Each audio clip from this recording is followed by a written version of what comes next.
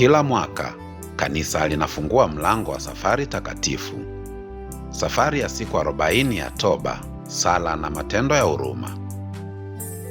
Safari hii inaanza kwa ishara rahisi lakini yenye maana kubwa: majivu juu ya paji la uso.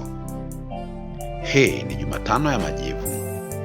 Huu ni mwanzo wa Kwaresima. Ni siku ya kusimama, siku ya kutafakari na mwanzo wa kurudi kwa Mungu.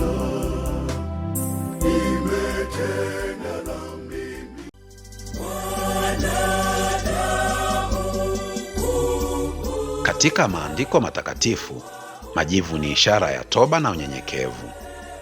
Katika kitabu cha Yoeli sura ya 2 aya ya 12 mpaka ya 13, Bwana anasema, "Rudini kwangu kwa mioyo yenu yote, kwa kufunga, kwa kulia na kwa kuomboleza.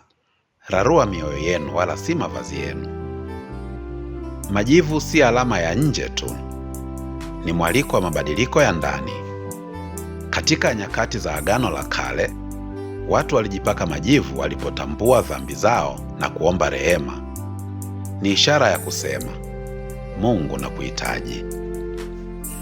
Katika ibada ya Jumatano ya Majivu, padre hutamka maneno haya: "Kumbuka wewe ni mavumbi na mavumbini utarudi." Rejea kitabu cha Mwanzo sura ya 3 aya ya 19. Maneno haya yanatukumbusha ukweli wa maisha. Sisi ni viumbe dhaifu, lakini pia ni mwaliko wa kuishi kwa hekima. Kwa sababu kama maisha ni ya muda, basi yanapaswa kuishiwa kwa maana. Majivu yanatukumbusha kuwa mali si sifa na mafanikio si ya milele, bali roho ndiyo ya milele. Wakati mwingine padre husema, "Tubuni na kuiamini Injili."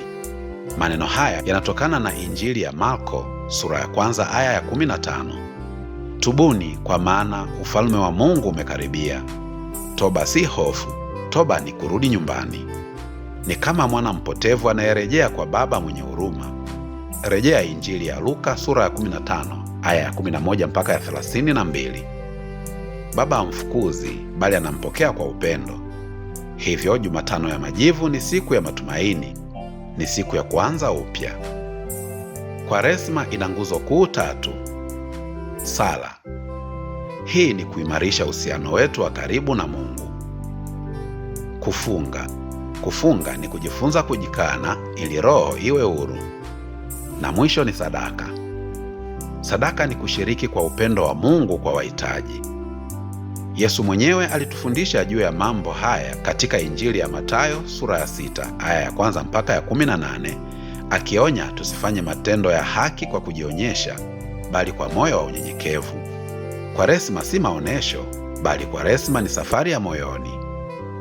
Siku 40 za Kwaresima zinatukumbusha siku 40 za Yesu jangwani kabla ya kuanza utume wake.